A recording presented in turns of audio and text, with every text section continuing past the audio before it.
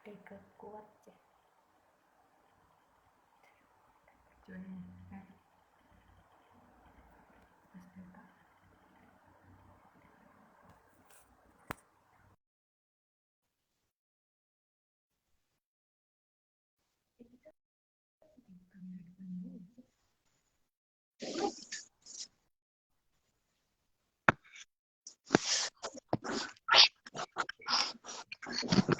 Assalamualaikum dokter. Ya, Waalaikumsalam warahmatullahi wabarakatuh. Ya, halo semua yang bergabung. Ya, hari ini teman dokter dengan beliau sebenarnya kita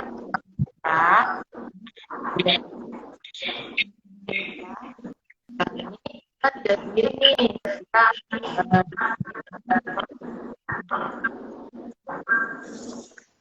Suaranya rada itu nggak jelas. Kalian suaranya rada nggak jelas. Dibuka aja maskernya.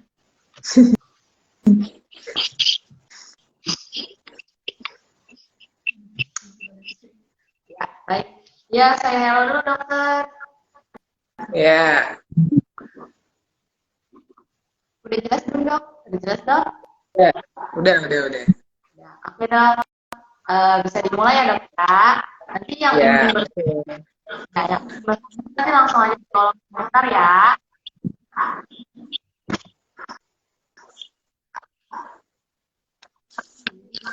Assalamualaikum warahmatullahi wabarakatuh.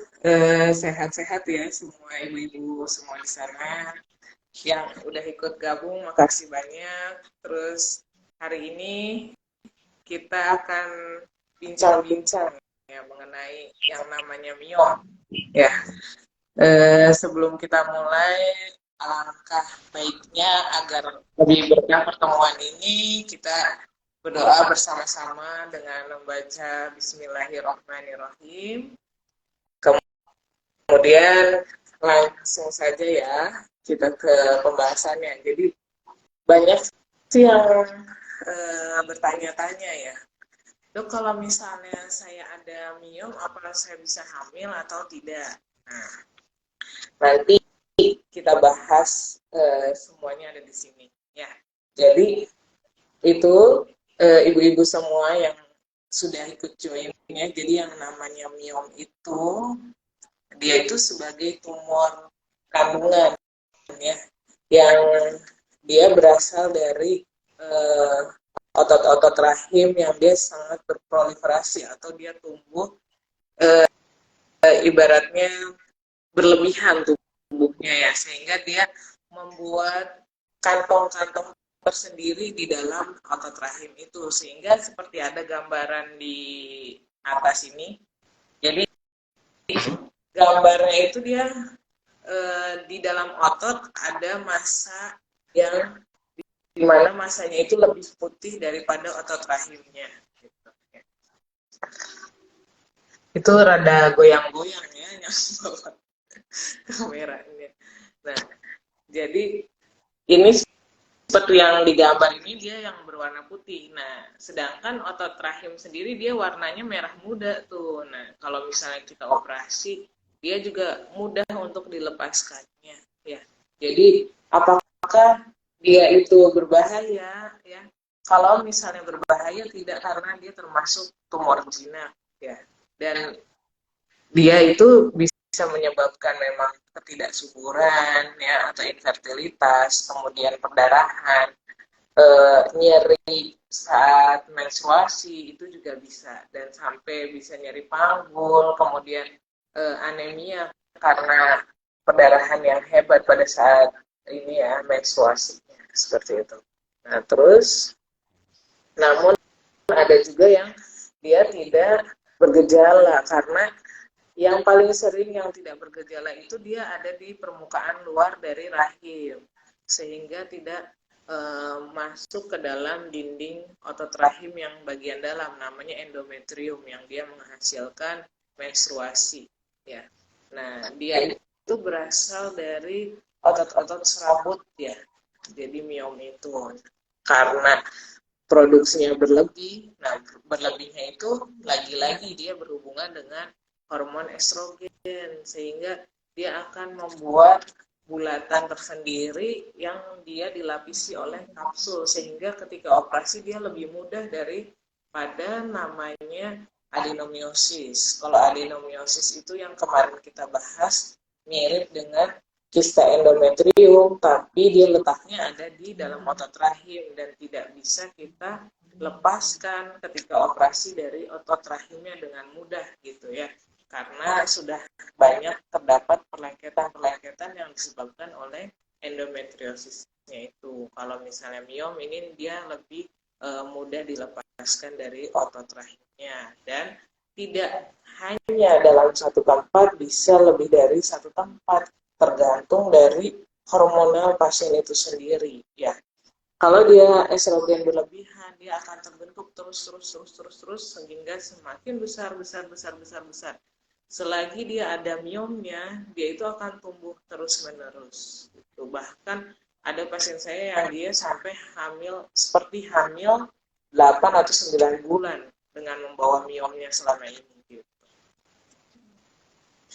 Ya, lanjut saja. Nah, ini jadi proses terjadi inisiasi miom itu karena memang terjadi fase di mana perubahan hormonal yang sangat signifikan, di mana estrogen berlebih, sehingga terjadilah hiperproliferasi dari otot-otot rahimnya itu.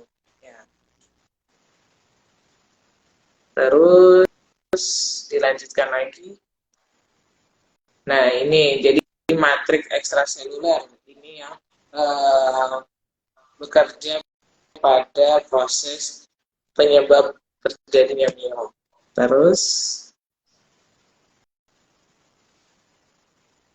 nah ini jadi terdiri dari kolagen seperti itu ya. Terus pokoknya unsur-unsur pembentuk seluler itu yang membentuk bulatan miomnya itu ya. Ya, lanjut. Nah, untuk diagnosisnya ya. Jadi ya berbagai keluhan yang tadi saya sebutkan ya, bisa ada perdarahan, terus rasa penuh di panggulnya, terus adanya gangguan fase usus ya, sehingga misalnya buang air besarnya dia jadi terhambat kayak gitu karena terlalu besarnya miomnya, ataupun jadi pendorongan ke arah kandung kemih jadi sering kencing ya. Terus bisa terjadinya sembelit yang tadi saya bilang ya, itu nyeri panggul, terus perdarahan yang hebat atau nyeri saat berhubungan, itu gejala-gejalanya ya. Terus nah, untuk mendiagnosisnya itu menggunakan USG ya, alat USG yang paling baik untuk mengetahui diagnosis dari miom tersebut. Ya, lanjut. Nah, ini jadi macam-macam ini ya, posisi miomnya itu dari angka 1 itu namanya dia mioma submukos ya. Itu dia terletak ada di dalam bahaya, bisa menyebabkan perdarahan hebat seperti itu ya. Terus kalau yang angka 0 itu dia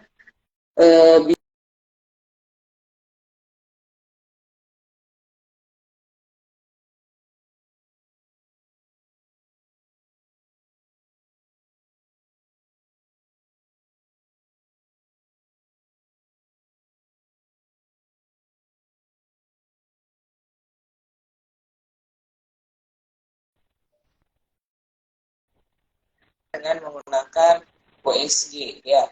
Kemudian untuk tata laksananya lebih baik dengan operatif ya, jadi operasi untuk pengangkatan miomnya. Nah, bisa nggak sih miom itu menyebabkan ketidaksuburan? Bisa saja kalau misalnya posisi miomnya itu salah satunya di daerah submukos seperti itu, atau seperti nomor 1, atau dia menghambat dari saluran indung telurnya di daerah eh, sudut-sudut dari rahimnya itu, tapi dari bagian dalamnya, atau dia di daerah intramular. Nah, dia itu akan menyebabkan infertilitas seperti itu. Jadi kalau misalnya memang belum hamil juga harus diperiksakan ke dokter kandungan ya. Jadi biar tahu apa sih sebabnya, apakah ada miom ataukah misalnya ada kista endometriosis seperti itu, ataukah misalnya PCOS. Jadi biar diketahui sejak dini seperti itu ya. Terus dilanjut lagi, Dinda udah lewat tadi.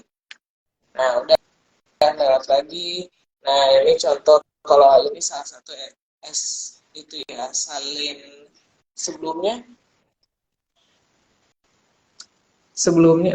Nah ini salin infusion sonal histogram. Jadi kalau misalnya ada diamium submucous seperti ini gambar putih-putih di dalam dinding rahim, nah ini dia juga mengganggu kesuburannya. Terus lanjut. Jadi yang menyebabkan infertilitas itu miom itu dia hanya 2-3% saja gitu. Nah, tergantung dari lokasinya yang tadi saya bilang, dia kalau misalnya submucous atau intramural, dia sangat signifikan menyebabkan infertilitas. Tapi kalau misalnya dia hanya subserosa atau di permukaan rahimnya, itu dia tidak mempengaruhi dari kesuburan, dan biasanya juga tidak bergejala, hanya bergejalanya itu dia terdapat benjolan yang besar misalnya di dalam perut. Tapi tidak ada perdarahan, tidak ada nyeri kadang ya, itu bisa juga karena posisinya di subserosa. Nah, jadi seperti itu ya ibu-ibu semua yang ada di sini, teman-teman saya yang ikut menonton juga. Nah, jadi mungkin itu saja yang bisa saya sampaikan untuk hari ini. Apakah ada yang mau nanya? Ya, Dinda. Ada yang ingin bertanya, nanti langsung di kolom komentar saja ya. Ini udah ada yang bertanya nih, Dok. Iya, gimana?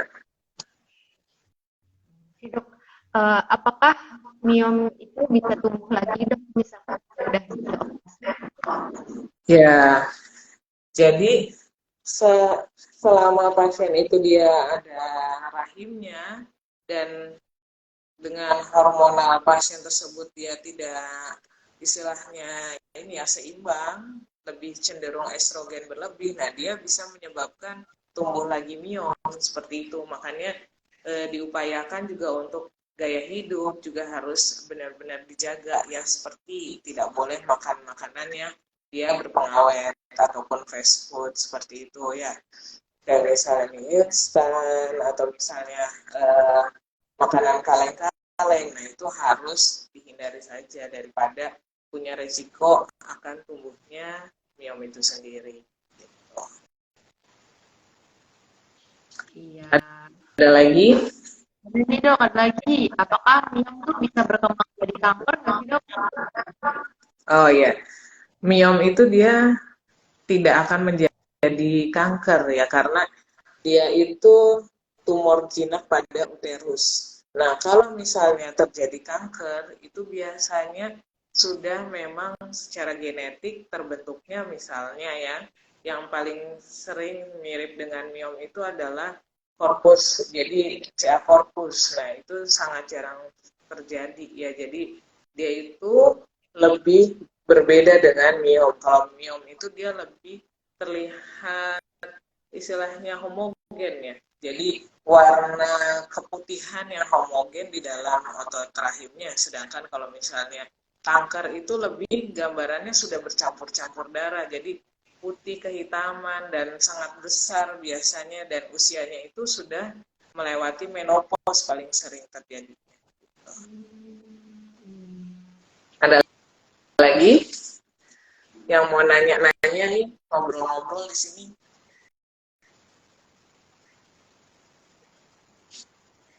Dok, ada lagi nih yang tanya, Dok.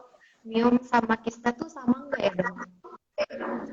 Ya, miom sama kista itu dia, kalau miom itu dia tumbuhnya itu di dalam otot rahim ya. Jadi terbentuknya dari otot rahim. Nah, sedangkan kalau kista itu dari ovarium. Jadi untuk tempat tuh sangat berbeda dan asal dari jaringannya juga berbeda seperti itu.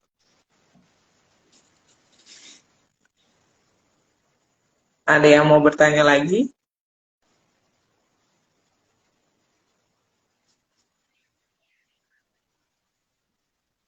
Kalau misalnya Iya. miom nggak dioperasi itu bermasalah nggak ya dok? Mm-mm. Kalau miom tidak dioperasi tergantung. Apakah pasien tersebut dia ada keluhan yang signifikan atau tidak, atau keluhan yang mengganggu atau tidak. Contohnya seperti dia pendarahan hebat, nah itu wajib untuk dioperasi ya. Terus yang kedua, kalau misalnya dia perutnya jadi besar banget sehingga susah buang air besar, atau misalnya jadi kencingnya tidak bisa tertahan, ya itu berarti kan karena sudah ada mengganggu kehidupan pasien tersebut, ya harus lebih baik dioperasi. Kecuali misalnya ada tumbuh miom tapi dia sudah punya anak, tidak ada keluhan apapun, ya udah nggak apa-apa, dipertahankan saja, toh dia nggak akan jadi kanker.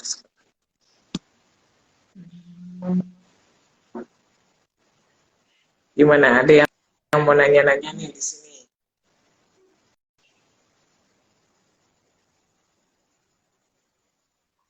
Ini dok, ada yang nanya lagi dok. Dok, kalau ciri-ciri gejala miom uteri itu seperti apa? Ciri-ciri mioma uteri ya? Iya.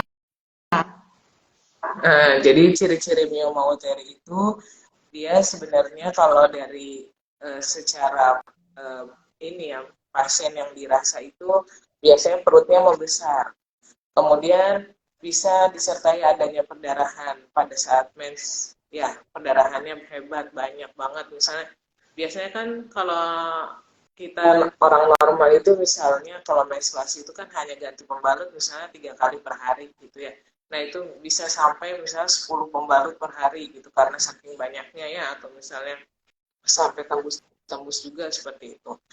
Nah terus biasanya nyeri juga biasanya saat berhubungan, itu bisa salah satu faktor juga gitu. Jadi kalau secara gejala seperti itu, tapi kalau misalnya secara OSG itu sudah jelas. Jadi ada istilahnya dia gambaran massa di dalam otot rahim yang dia homogen gambarannya itu ya. Jadi lebih ke arah keputih-putihan dan dia berkapsul. Jadi bisa dibedakan dari yang namanya adenomyosis. Iya ya dok. Mana wajahnya Dinda Hamita, kok nggak ada gambarnya? Benar dok.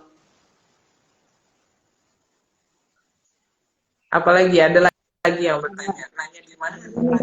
Misalkan miom dalam kehamilan itu gimana dok? Bahaya nggak dok buat janin? Oh, ya, jadi tergantung besarnya miom pasiennya ya, dan letak dari miomnya itu. Kalau misalnya letaknya itu dia ada di daerah bawah rahim, nah itu dia bisa membuat obstruksi pada saat persalinan atau menghambat proses jalannya persalinan ya. Nah, terus yang kedua, kalau misalnya dia letaknya di submukos itu jadi membahayakan karena dia bisa membuat pelekatan dari embrionya itu dia mudah luruh dan menyebabkan keguguran berulang seperti itu. Jadi harus dikasih obat terus-menerus sampai 9 bulan ya gitu. Nah kalau misalnya miomnya itu hanya dia subserosa seperti itu atau di bagian luar dari rahimnya, itu tidak membahayakan gitu. Jadi bisa tetap dipertahankan saja.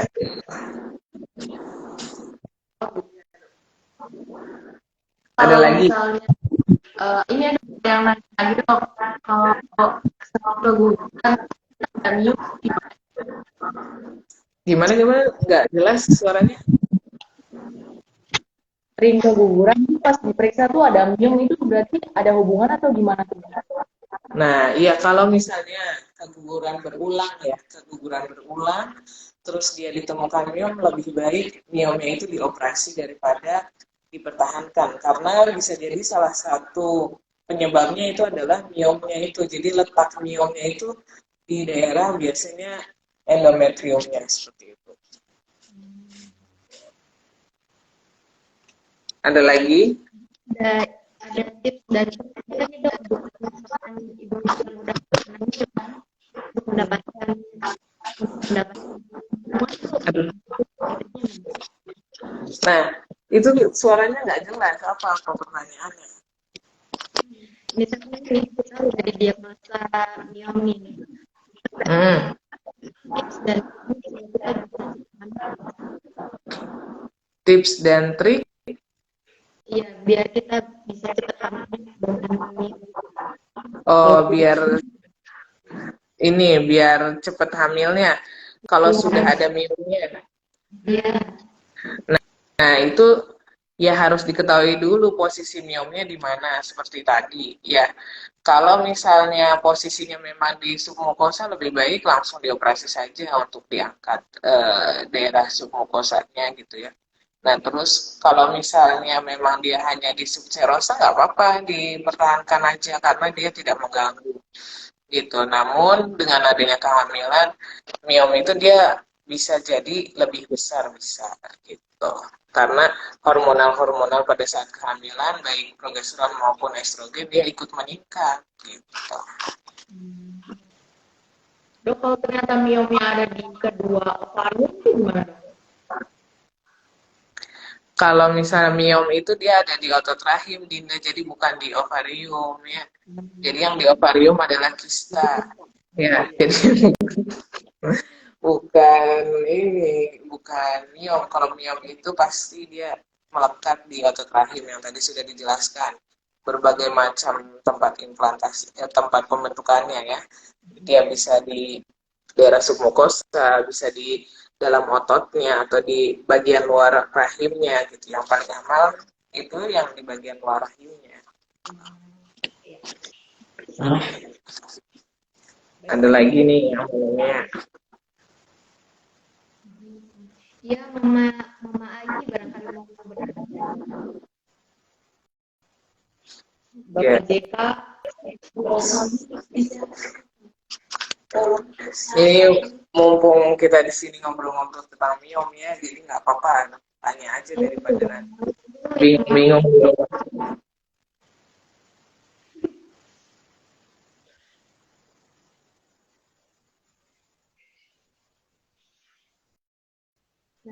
Ada lagi? Ada penyakit miomnya, makanan apa aja tuh yang harus dihindari? Makanan yang harus dihindari kalau ada miom. Nah, itu makanan-makanan yang berpengawet tentunya ya, kayak misalnya yang tadi saya bilang mie instan kayak gitu. Terus fast food, ya makanan-makanan siap saji kayak gitu ya. Terus makanan dengan yang kasih apa ya? Yang ini minyak berlebih kayak gitu tuh ya, dengan penggorengan berulang-ulang kayak gitu itu juga hati-hati ya. Terus makanan yang kaleng-kalengan juga itu juga harus lebih dihindari, lebih banyak makanan sehat saja seperti sayuran, buah-buahan kayak gitu ya. Ikan, daging kayak gitu juga boleh. Ini dok, ada yang nanya lagi nih dok, faktor resiko apa saja yang dapat menyebabkan miom? Nah, faktor resiko yang pertama memang genetik gitu ya. Kemarin juga seperti kista endometriosis itu juga dipengaruhi karena genetik juga bisa ya. Dan miom juga sama juga. Biasanya misalnya orang tuanya dulu pernah kena miom nih, misalnya anaknya jadi kena miom lagi, itu bisa ya. Terus selain genetik juga yang tadi saya bilang, jadi lifestyle, makan makanan ya, tergantung makanannya. Kalau dia suka yang berpengawet itu lebih cepat terbentuknya miomnya seperti itu. Jadi harus dihindari memang makanan-makanan enak ya menurut kalangan anak muda sih ya. Ada lagi? Iya, disebutin ya sama Dinda. Ya itulah yang hits pada saat ini, zaman ini ya, makanan yang paling disukai semua kalangan. Berarti Dok, kalau mie itu bisa kena minum segala gitu Dok? Bisa apa? Di segala usia apa bagaimana Dok? Iya, jadi lebih sering pada wanita-wanita reproduktif ya. Jadi yang masih menstruasi kayak gitu itu paling sering terjadinya miom gitu. Kalau misalnya pada usia menopause, hati-hati justru ke arah keganasan yang terjadi ya gitu. Terus ini ada Bidan Nur Hasanah nih nanya ya. Kalau miom ukuran 18 cm itu operasi miomnya aja atau sampai histerektomi. Nah, tergantung. Yang pertama pertimbangan kita adalah umur pasien ini berapa. Kalau umur pasien ini dia masih muda dan butuh misalnya mau punya anak lagi gitu ya. Nah, kita lebih menyarankan untuk mengambil miomnya saja. Tapi kalau misalnya pasien ini udah usianya 40 tahun, anaknya sudah cukup, terus ukuran miomnya 18 cm, lebih baik sih langsung diangkat rahim saja karena memang sangat berpeluang untuk terjadinya miom-miom yang lain gitu. Jadi kita sudah ambil miom yang 18 cm ini, dia tumbuh lagi miom-miom yang lainnya gitu. Dan biasanya kalau memang dia sudah ada miomnya itu, dia rentan banget untuk terjadinya miomnya lagi seperti itu. Baik, ada yang ingin bertanya lagi?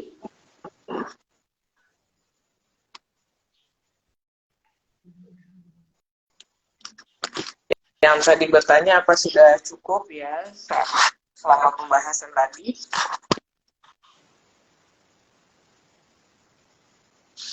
Kalau sudah cukup ya kita akhiri saja ya. Ini kalau mau nanya di luar miom, tanya apa dulu ya? Tanya apa nih? Siapa tahu bisa untuk tema minggu depan ya. Bisa minggu depan.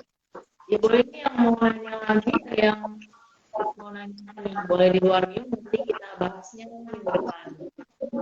Dan kalian yang nonton ada ide buat minggu depan di kolom komentar. Sebenarnya kalau tidak ada yang ini nanya di luar miom, ya nanti sih rencananya minggu depan kita bahas tentang PCOS ya, yang menjadi polemik wanita muda saat ini yang sudah menikah tapi belum punya keturunan gitu. Nah itu juga nanti kita bahas minggu depan ya. Ya, oke, boleh Dok. Jadi kita akhiri saja nih ya Dok. Iya, akhiri saja. Ini Bidan Nur Hasanah, sama-sama ya Bu Bidan. Sehat selalu. Iya. Nah, kita ambil kesimpulan dulu ya dari pembahasan tadi. Dapat disimpulkan berarti itu menyebabkan ya suaranya lebih dekat aja biar jelas ya. Pada nggak jelas soalnya. Nah, infertilitas pada miom ini juga mioma uteri itu dapat menyebabkan tubuh berulang serta infertilitas. Dan tingkat kehamilan dan kelahiran hidup tampaknya rendah pada wanita miom